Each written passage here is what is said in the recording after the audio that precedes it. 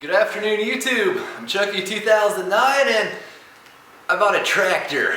So I realized that I was in the market for a tractor, or better yet, a forklift. And yeah, so I started looking around on the local Craigslist. I found this thing, which is remarkable because the Austin, Texas Craigslist kind of sucks, honestly, compared to most other cities I've used it in. But I found this tractor. I texted the guy one question about it, and he kept calling me after that. So I got the impression he was really looking to sell it and would probably make me a deal on it, which turned out to be correct.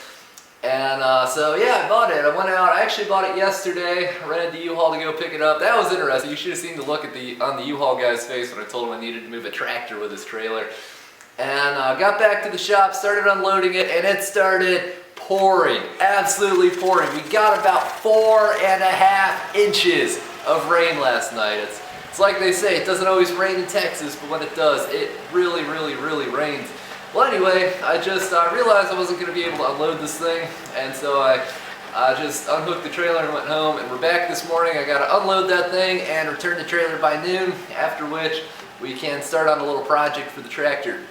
But about this tractor itself, well, it's out of the late 60s or early 70s. I believe they made these things from like 67 to 71, somewhere around there.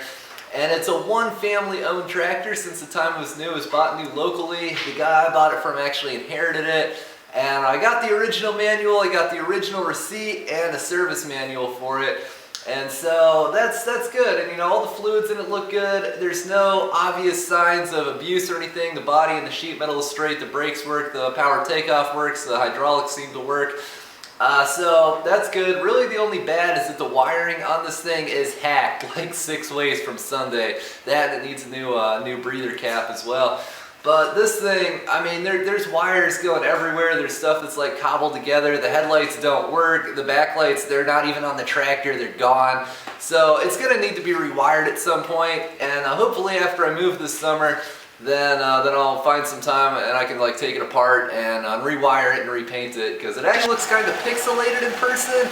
Being that it's an industrial tractor, it wasn't designed for use on a farm. It was designed like in a factory, for instance. And so it's got slightly better brakes and slightly better hydraulics than its agricultural counterparts. And another trait of the industrial tractors is that they generally painted them yellow, or in some cases orange. And somebody got a hold of this thing and was like, "It's an International, it's supposed to be red." And so they kind of mediocrely painted it red, and now that paint job's probably like 30 years old and it's coming apart. So it has this weird pixelated look to it. But overall, hopefully it'll be a pretty decent tractor. Alright YouTube, so for those of you who've never been on a tractor, this is your clutch over here. And then there's the 2 brakes here. You've got the brake for the left wheel and the right wheel. And the idea is that you can lock them up one at a time and spin the tractor around really tight, like if you're at the end of the row in a field or something. So we got that. And we got a 4-speed transmission with reverse and a high-low range as well. So let's stick this thing into high. Let's try it first. I'm trying to take it through all the gears and I've done all the low ones. So I'll just let off the clutch here, preferably kind of slow. Oh. Helps to turn the brake off. Alright, we let off the clutch kind of slow. Oh wait, that's reverse. Oops. 1 is down here.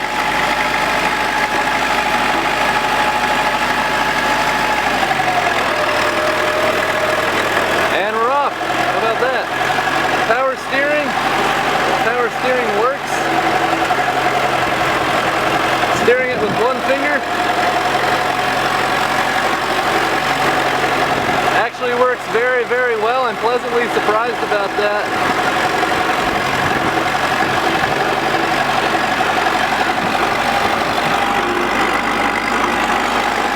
Here, I'll lock up this brake. And that was a really sharp turn. Hey, I'm pretty thrilled with this thing. $2,500, you can't beat it.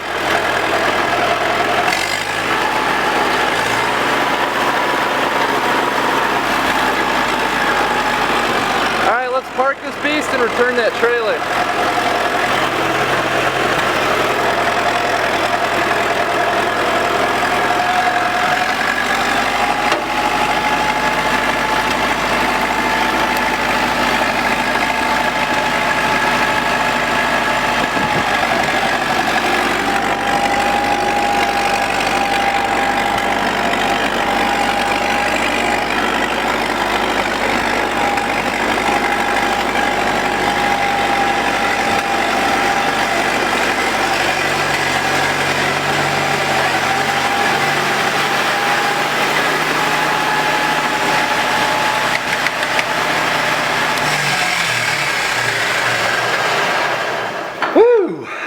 that was a trip down memory lane. Alright, so now what I'm going to do is, we've got the two individual rear brakes and there's this little thing that goes between them. And that way, instead of locking up one wheel, you know, it's normal brakes like in a truck or whatever. I'm going to step on that. And this is the parking brake thing. Don't remember which way holds it in, so I'm going to set it up this way. That wasn't that. Alright, I guess it's back here. Yeah, there we go. See, now they're locked down. Cool! Alright YouTube, so it's raining outside, and so hopefully you guys can hear me because we're obviously in a metal building. But yeah, so I've been doing a little bit of work on the tractor here. I gave it a tune-up. I put in new spark plugs. The ones that were in there were a little on the crusty side, and I figured it really wouldn't hurt to get this changed out. I actually put Motorcraft plugs in it. I took one of the plugs that was in it to the local auto parts store, and that's what the guy gave me. You know, because they're the Ford house brand, they thought they'd be insanely expensive, but he's like, nah, these are only like $2 and change a piece. So I was like, alright, whatever. So I got those, I put them in, and I put in new spark plug wires as well. I went to a different auto parts store, and I found like a set of universal spark plug wires, and they're sold in sets of 8, and I only need 4, but you know, it's a set, so what are you going to do? And I also put a new cap and rotor in the distributor, and I went behind that and I changed out the points and condenser and whatever all that stuff's called. Never had to mess with that before. Fingers crossed that I got everything right and that I got it gapped and set and everything how it should be. I guess we'll know pretty quick if we try and fire this thing up and nothing happens. But yeah, so I've been working on that.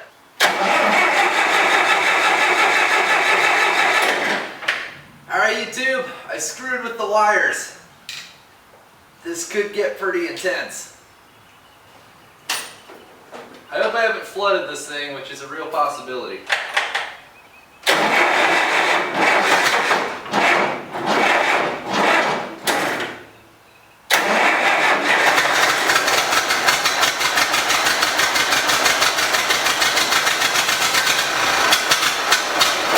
Alright YouTube, there's a slight chance that I might have kind of set the points several times wider than they were supposed to be.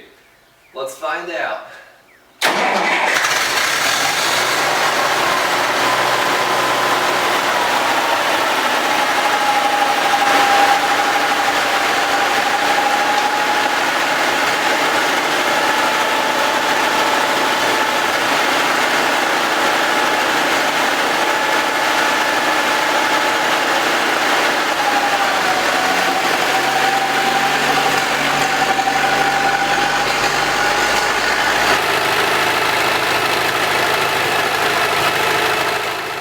So this tractor's already running better than it has in the entire like 36 hours I've owned it at this point, but it still coughs a little bit here and there. I'm assuming that's just from the crummy gas that's, you know, who knows how old that is.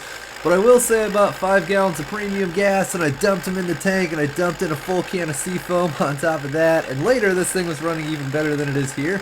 So I gotta say, I'm pretty thrilled with this thing, and I guess it'll be in a lot of videos to come. Thanks for watching, everybody. Yeehaw.